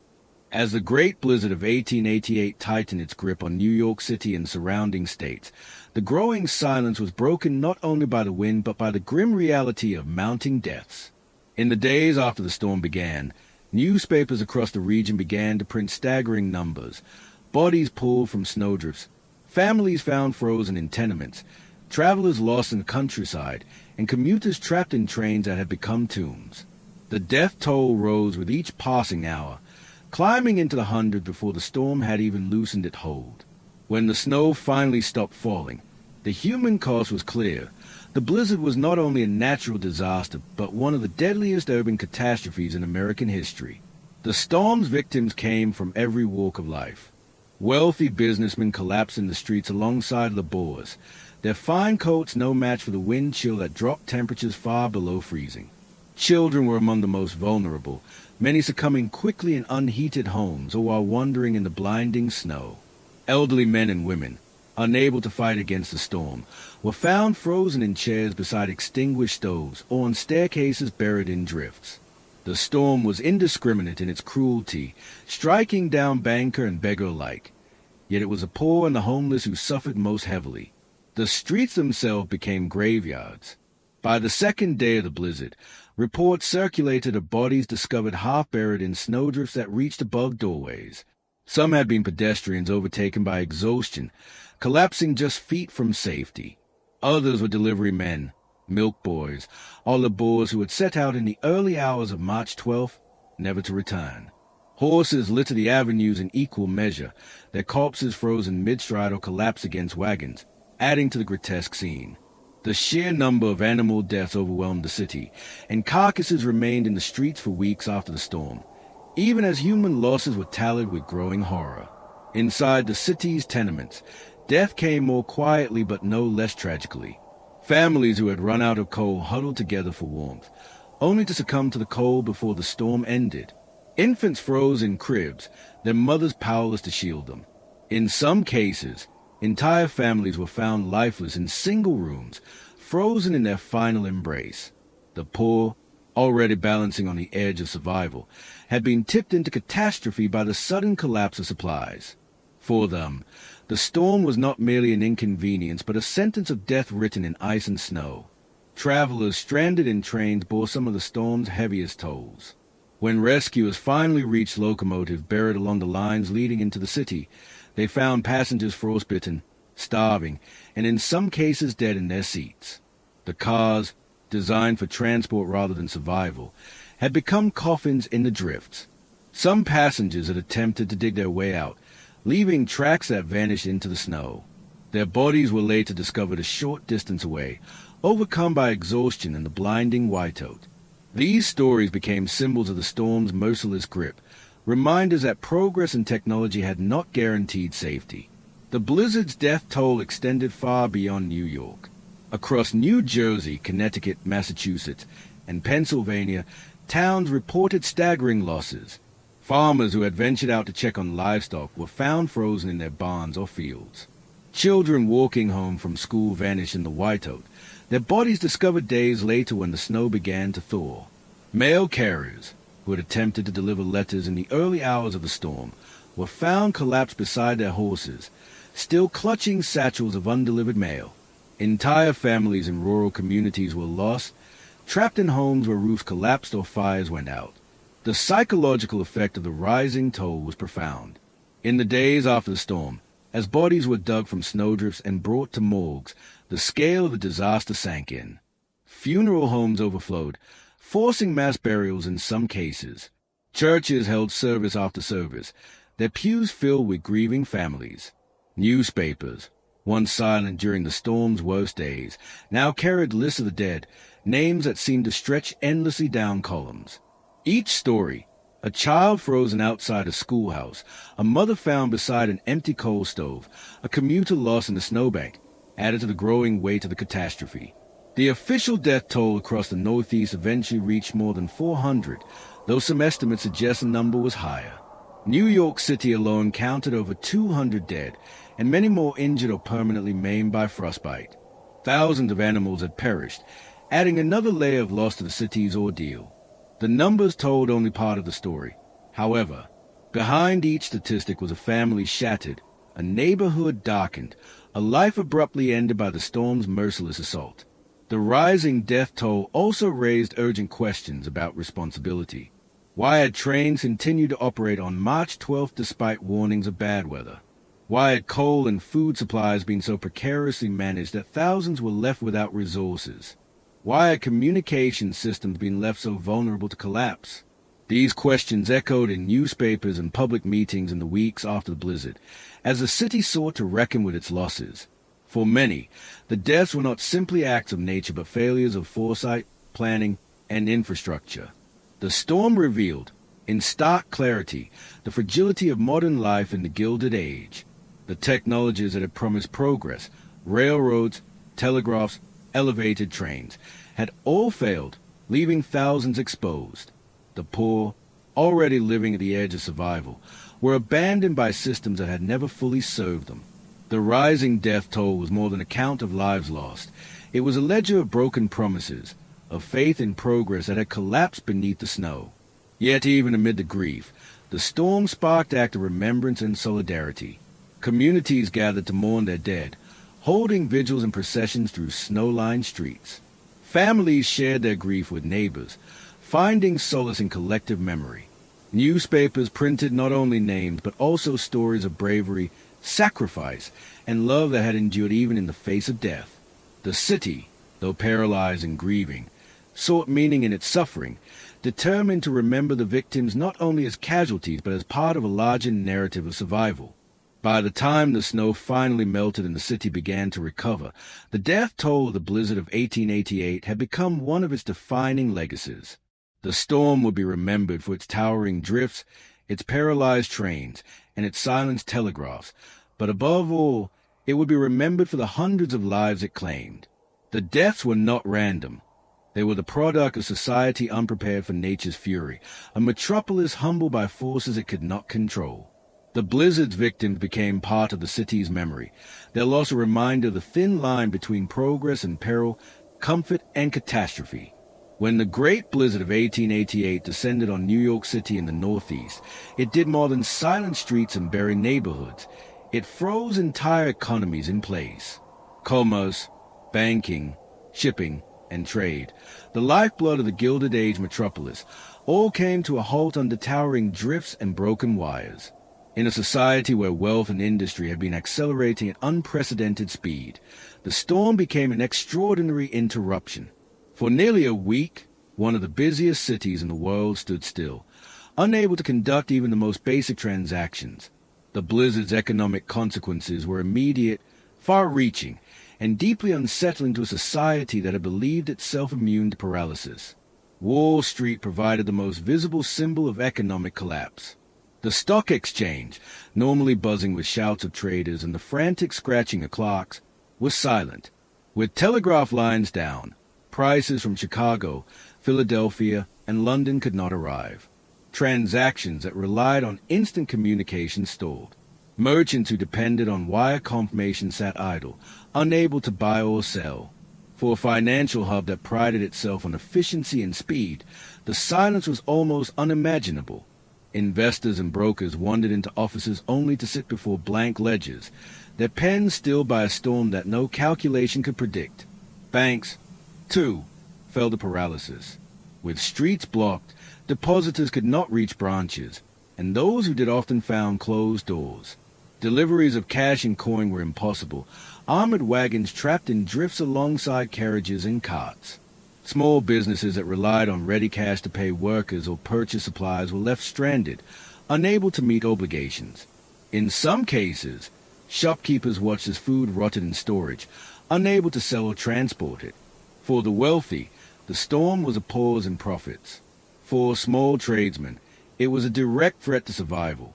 The paralysis extended to shipping, one of New York's greatest engines of prosperity. The city's ports, usually crowded with vessels unloading goods from across the world, were frozen solid, ice-locked ferries and barges in place. Cargo ships that had reached harbor before the storm could not unload, their crews stranded and their goods trapped. Ships waiting offshore were unable to dock, forced to ride out the blizzard in open water while ice floes crushed against their hulls. The East River and the Hudson, normally arteries of trade, became white deserts. Commerce that linked New York to the nation and the globe had been severed by walls of ice and snow. Railroads, the other great pillar of the 19th century economy, were equally devastated. The storm buried tracks across the region, stranding locomotives mid-route and cutting off deliveries of coal, food, and manufactured goods. Trains that had departed before the blizzard lay frozen in drifts, their cargo inaccessible. Entire supply chains collapsed as a result.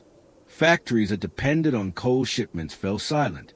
Shops that relied on fresh produce and meat from rural areas found their shelves empty. Cities that had long believed themselves independent of the seasons discovered just how dependent they were on a constant stream of rail deliveries. In New York itself, small businesses were among the hardest hit. Markets closed when deliveries failed. Bakeries that ran out of flour shut their ovens. Coal dealers locked their doors once stockpiles ran dry. Their wagons immobilized. Saloons and restaurants shuttered as supplies dwindled. The paralysis was not limited to luxury goods, but struck at the essentials of daily life: bread, coal, milk, and meat. The storm revealed that even the most basic commodities were tied to fragile networks of supply. When those networks broke, hunger and cold quickly followed. The economic effects rippled outward. Workers who were paid by the day lost wages for every day they could not labor. Factories closed not only because of missing supplies, but because workers could not reach them through the drifts. Construction sites fell silent. Dock hands were idled by frozen harbors. Carters and delivery boys found themselves jobless overnight. For the working poor, already living on the edge, the loss of wages during the blizzard was devastating. It meant not only immediate hunger, but mounting debt, unpaid rent, and the threat of eviction once the snow cleared. Insurance companies, too, were inundated. Claims poured in from businesses that had lost goods, from families whose roofs had collapsed, from railroads whose locomotives and cars were buried or destroyed. The storm strained the financial systems designed to absorb disaster. Some firms paid grudgingly, others stalled, and still others went bankrupt under the weight of demands. In the months that followed, the blizzard became a case study in how disaster could ripple through financial systems, exposing weaknesses that had long gone unnoticed in times of prosperity. Even the city's cultural economy was not immune. Theaters closed, canceling performances that employed hundreds of actors, musicians, stagehands, and vendors. Concerts, lectures, and exhibitions were suspended, depriving entertainers of wages and audiences of diversion. Newspapers, unable to publish full editions during the storm, lost sales and advertising revenue. For a city that prided itself not only on commerce but also on culture, the blizzard was a stark reminder that even art and leisure were bound to the rhythms of supply, labor, and infrastructure. The silence of the economy had psychological weight. In the Gilded Age, wealth was celebrated as evidence of progress and destiny. To see banks closed, markets stalled, and shops shuttered was to confront the fragility of that narrative. For ordinary citizens, the empty shelves and cold hearths were reminders that prosperity was unevenly distributed and easily undone. For the wealthy, the storm was an unwelcome interruption, but for the poor, it was a disaster that deepened hardship and hunger. The economy was not only frozen but exposed, stripped of its illusions of security. In the aftermath, city leaders and businessmen began to reckon with the storm's lessons. There were calls for better storage of essential goods, for more reliable systems of coal delivery, and for underground communication lines less vulnerable to weather. The blizzard had revealed that prosperity depended on infrastructure, and that infrastructure was vulnerable. If a single storm could bring New York, the proudest metropolis of the United States, to a halt, what might a greater disaster do? The question haunted policymakers and businessmen alike in the months that followed. The frozen economy of March 1888 was more than a temporary interruption. It was a glimpse of fragility in an age that prided itself on invincibility. It showed how quickly wealth could be rendered useless when streets were buried, ships locked in ice, and trains paralyzed. It demonstrated that even the most prosperous city could become as helpless as a rural village when cut off from supplies. The storm froze not only the streets of New York, but also the confidence of an age that believed progress was unstoppable. When the winds finally subsided and the blizzard's fury gave way to silence, New Yorkers awoke to a city entombed in white. Snowdrifts towered higher than second-story windows, streets disappeared beneath mountains of ice, and entire blocks seemed erased from the map. The storm had stopped, but the work of reclaiming the city had only begun. What followed in the days after the Great Blizzard of 1888 was not merely a clean-up effort, but an epic struggle of endurance, manpower, and ingenuity. The task of digging out New York was as monumental as the storm itself. The first challenge was simply opening the streets. For 2 days, residents remained largely trapped inside their homes, peering through frosted panes at a landscape transformed into a frozen desert. When the winds died down, men and boys emerged with shovels, hacking away at drifts that seemed to have no end. Progress was slow, each shovelful of snow replaced by another gust or another avalanche from rooftops above. Families carved narrow trenches from doorways to the nearest corner, desperate for connection. Children who once played in the city streets now vanished into cabins of snow taller than themselves. It was an unfamiliar world, where human scale seemed dwarfed by nature's design. City officials quickly realized that individual effort was insufficient. Crews of laborers were organized, many of them the same unemployed men who had sought day wages before the storm. Armed with shovels, picks, and horse-drawn carts, they set to work clearing major avenues first. Broadway, Fifth Avenue, and Wall Street became the priorities, symbols of commerce that had to be restored before ordinary life could resume. But the task was monumental. Some drifts rose 20 feet high, requiring ladders and makeshift scaffolding to dismantle. The snow, compacted by fierce winds, was as hard as stone in places, forcing workers to break it apart before it could be carted away. Disposal posed another challenge. The sheer volume of snow was beyond comprehension. Carts carried load after load to the rivers, where teams dumped the frozen masses into the East River and the Hudson. Yet even this solution faltered as docks remained buried and ice clogged the waterways. In some cases, snow was simply piled high along streets, creating canyons of ice that would take weeks to melt. For weeks after the storm, the city resembled a labyrinth, with narrow passages between towering white walls that loomed like monuments to winter's conquest. Transportation was the next focus. Railroads and elevated trains, still buried and frozen, had to be restored before commerce could resume. Crews dug out locomotives that had been stranded in the city and along the lines, sometimes uncovering trains that had been entombed for days. Telegraph companies sent workers to restring fallen wires, hauling poles upright in snow that reached their shoulders. It was grueling, dangerous work, carried out in freezing temperatures that persisted long after the storm itself. Yet without these systems, the city remained cut off from the nation. Restoring them became a priority not only for New York but for the country that relied on it. Ordinary citizens joined in where they could. Shopkeepers cleared storefronts, though many had little to sell. Neighbors pooled resources, clearing shared courtyards and alleys. Churches and schools organized volunteers to assist the elderly and the infirm, ensuring that doorways were unsealed and stoves relit. The communal nature of the effort was striking. In a city often divided by wealth and class, the storm created a rare sense of unity. Digging out was not only physical labor but a collective assertion of resilience. But even as the city dug itself free, tragedy remained visible at every corner. As drifts were cleared, bodies long buried beneath the snow were uncovered. Passers-by paused as stretchers carried the frozen dead to morgues already filled beyond capacity. Horses, too, were unearthed, their carcasses hauled away in grim processions that further clogged the streets. Each discovery was a reminder that beneath the labor of restoration lay the memory of destruction. The digging out was as much about reckoning with loss as it was about reclaiming mobility. Economic pressures accelerated the effort. Merchants demanded clear streets to reopen trade, and factories pushed for coal deliveries to restart production. Newspapers clamored for restored telegraph lines so they could resume publishing full editions. Pressure came from the federal government as well, anxious to see New York's ports reopened. Crews worked day and night under gaslight, shoveling by hand, their breath rising in clouds as they chipped away at ice hardened by repeated freezes. It was backbreaking, endless work, but gradually the arteries of the metropolis began to clear. The task stretched into weeks. Even as the main avenues were reopened, side streets remained impassable.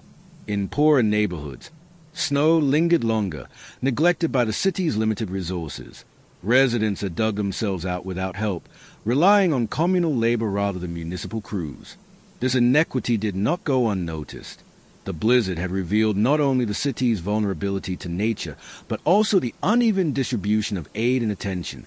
The digging out became, in its own way, a mirror of the social divides that defined the Gilded Age. By late March, the city began to resemble its former self.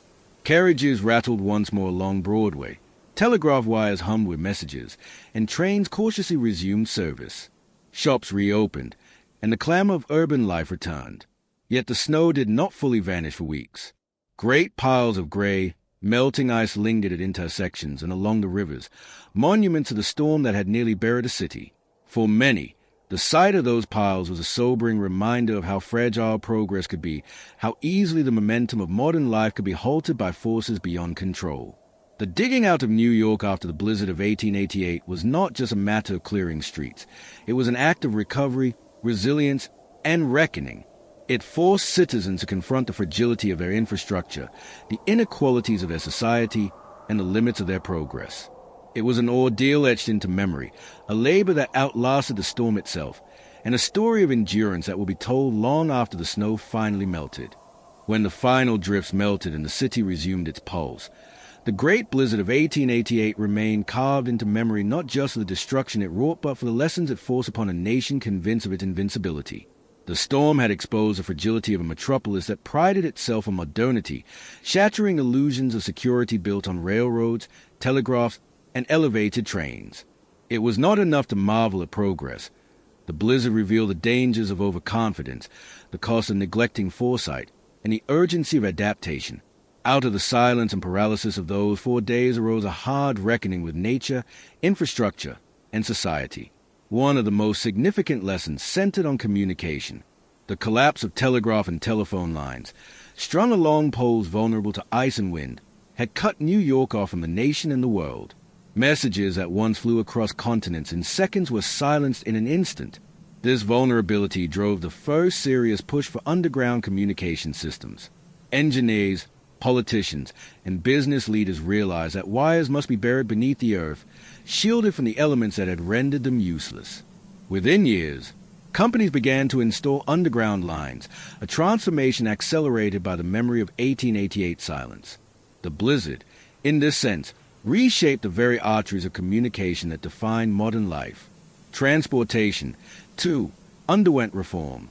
The paralysis of railroads, ferries, and elevated trains revealed how easily the city's lifeblood could freeze. Horses that had collapsed in the snow, locomotives trapped in drifts, and ferries locked in ice made clear that the existing system was insufficient. The most enduring response was the movement to construct underground subways. Long debated but never realized, the subway found new urgency in the wake of the storm. Advocates pointed to the blizzard as proof that the city required a transit system immune to snow, ice, and wind. By the early 20th century, the New York City subway had become a reality, its origins deeply tied to the memory of 1888. The blizzard also exposed weaknesses in urban planning. Narrow streets, clogged with snow and blocked by fallen wires, had trapped entire neighborhoods. In the aftermath, officials began to discuss not only snow removal strategies but also the need for wider avenues, better drainage, and more coordinated emergency responses. The storm's chaos had revealed that cities were not merely collections of buildings, but living systems dependent on planning and foresight. For reformers, the blizzard became a rallying cry for modernization and efficiency. Another lesson lay in the realm of emergency management. In 1888, New York had no coordinated system to respond to disaster. Police, fire brigades, and city officials acted independently, often unable to communicate or cooperate. The blizzard revealed the cost of this fragmentation. In its wake, there were growing calls for centralized emergency services and better coordination between agencies. While true reform would take decades, the storm planted the seeds of modern disaster response, shaping the institutions that would later define the 20th century. The storm also forced a confrontation with inequality. As bodies were dug from tenements and families buried in common graves, the divide between rich and poor became impossible to ignore. The wealthy had endured the storm with discomfort, but the poor had died in droves. Coal shortages, hunger, and freezing rooms revealed how precarious life was for those at the margins. Social reformers seized on the blizzard as evidence of the need for better housing, more reliable access to fuel, and stronger protections for the working poor. In some cases, charitable organizations expanded their reach, determined to prevent future tragedies. While inequality remained entrenched, the blizzard etched its consequences into public consciousness, reminding the city of its moral responsibility. For business and finance, the lesson was one of resilience. The paralysis of Wall Street and the freezing of commerce had shown how vulnerable the economy was to interruption. Banks and merchants began to consider contingency plans, including storage of essential goods and diversification of supply routes. Insurance companies re-evaluated their policies, calculating risks with new awareness of weather's destructive potential. The storm had not only disrupted business, but reshaped the way it thought about risk and preparedness. The blizzard also reshaped cultural memory. It became a story passed down in families, remembered in newspapers, and retold in lectures and books. The images of stranded trains, buried streets, and frozen ferries entered the city's collective imagination. For decades, the phrase "the blizzard of '88" carried weight, a reminder of nature's supremacy over human ambition. In the city's lore, it stood beside great fires, epidemics, and blackouts as moments when progress was humbled. The lesson was not only practical but philosophical, that modernity could not shield humanity from the raw power of the natural world. Beyond infrastructure and policy, the storm left personal lessons. Families who had survived by sharing food with neighbors remembered the value of solidarity. Communities that had dug themselves free recalled the strength of collective labor. Survivors who had lost loved ones carried the lesson of fragility, the awareness that life could change in a single night. These personal lessons shaped the city as much as political reforms or engineering projects. The blizzard's true legacy lay not only in subways and underground wires, but in the consciousness of those who endured it. The lessons of 1888 extended far beyond New York. Cities across the Northeast studied its consequences, asking how they might avoid similar paralysis. Boston, Philadelphia, and smaller towns began to consider underground utilities, improved snow removal, and emergency planning. The storm became a national lesson, its story spreading through newspapers and lectures to regions that had never seen such drifts. In this way, the blizzard's impact was not confined to one metropolis, but helped shape the urban landscape of America as a whole. In the end, the Great Blizzard of 1888 was more than a storm. It was a teacher, harsh and uncompromising, forcing a society intoxicated with progress to recognize its limits. It revealed the fragility of infrastructure, the urgency of planning, and the inevitability of inequality in times of crisis. It spurred reforms that would define the city for generations, from subways to underground communication lines. And it left behind a legacy of humility, a reminder that no matter how high the towers of progress rose, they could always be buried under snow. The lessons learned from the blizzard did not erase the suffering, nor did they prevent future disasters, but they transformed the way a city thought about itself, its systems, and its future. They turned tragedy into a catalyst for change. The blizzard of 1888, remembered for its silence, its death toll, and its towering drifts, was ultimately remembered, too, as a storm that forced New York and the nation to learn. Long after the last snow of March 1888 had melted into the gutters of New York City and the rivers that carried the thawing ice out to sea, the memory of the great blizzard endured. It was not a fleeting tale of hardship, but a defining event, one that shaped the way New Yorkers thought about themselves, their city, and their future. The storm lived on in photographs, in newspaper archives, in diaries, and in the scars it left on infrastructure and policy. It became not only a marker in history, but a symbol of fragility, of resilience, and of the lessons learned when human ambition collided with nature's fury. For survivors, the memory was deeply personal. Families who had endured the storm carried stories that would be told for generations. Grandparents recounted to grandchildren how drifts had swallowed houses, how trains lay frozen in white tombs, how the city had fallen silent. For many, survival itself became a point of identity, a reminder of resilience in the face of catastrophe. The storm was not something that faded with time. It was woven into family lore, an event that defined the rhythm of life in 19th century New York. The press kept the memory alive. Newspapers, which had struggled to print during the storm, later filled their pages with retrospectives, photographs, and editorials. Every anniversary brought new articles recalling the silence of Wall Street, the paralysis of ferries, and the discovery of frozen bodies in snowdrifts. Illustrations in periodicals captured the eerie scenes. Elevated trains stranded midday, horses buried in snow, families huddled in darkened tenements. The blizzard became a staple of urban storytelling, a reference point whenever new storms struck. Headlines in later years often compared modern blizzards to the Great Storm of '88, measuring each winter trial against a legend. Historians and reformers also ensured the storm's legacy.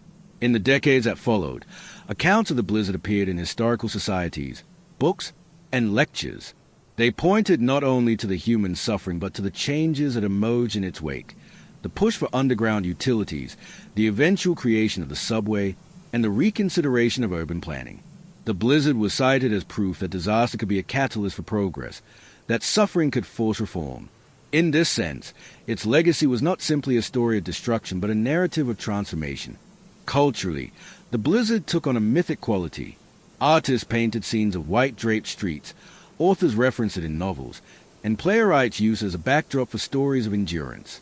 It became a symbol of New York's indomitable spirit, proof that even when buried, the city would dig itself free. Yet beneath the romance of survival lay a sobering memory that hundreds had died, that poverty had deepened, that inequity had been exposed.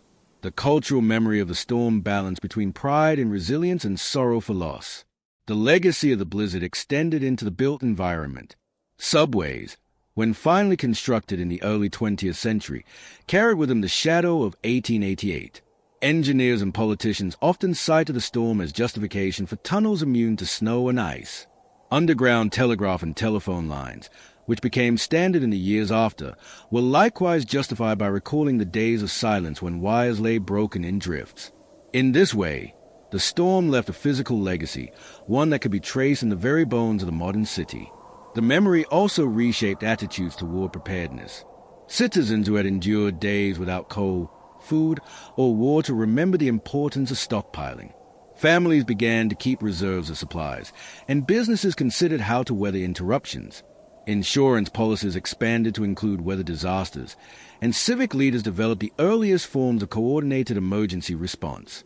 Though the systems remained primitive compared to later standards, they were born out of the awareness that another blizzard could strike without warning. Memory itself became a form of preparation. The blizzard's legacy was not confined in New York. Across the Northeast, towns and cities remember their own ordeals. Frozen harbors in Boston, buried trains in New Jersey, collapsed barns in Connecticut. Each community added its own stories to the collective memory, creating a regional identity shaped by survival. The storm became part of the shared history of the Northeast, a reminder of vulnerability that transcended city boundaries. Even decades later, survivors invoked the blizzard as a yardstick for hardship. When new storms swept through in the early 20th century, comparisons were inevitable. "It is bad," people would say, "but it is not the blizzard of '88. The phrase carried weight, a shorthand for catastrophe. In this way, the storm became immortal, a permanent benchmark against which later trials were measured. Its memory was not static but living, renewed with each winter, each challenge, each retelling. Yet the legacy of the storm was not only practical or cultural. It was also philosophical. The blizzard forced a confrontation with the limits of progress. The Gilded Age had been an era of confidence, a time when railroads, telegraphs, and skyscrapers seemed to promise invulnerability. The storm shattered that illusion, reminding the city that no invention could banish nature's power. This lesson lingered, shaping not only infrastructure but the city's worldview. The blizzard became a symbol of humility, a reminder that ambition must always reckon with reality.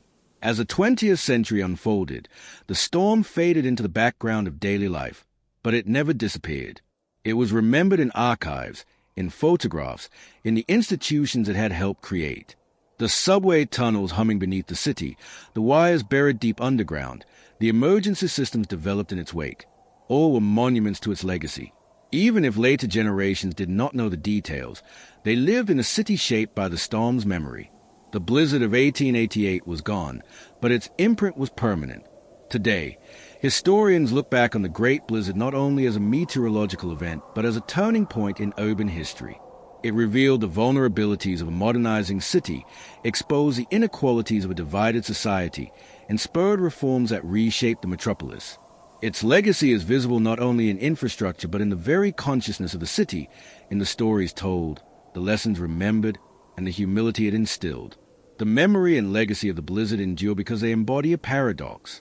It was both a story of devastation and of resilience, of paralysis and of progress. It was a tragedy that revealed possibilities, a silence that demanded change. More than a century later, its drifts have long since melted, but its lessons remain frozen in history, a reminder of the day when New York City fell silent under mountains of snow and learned, painfully, how to rise again.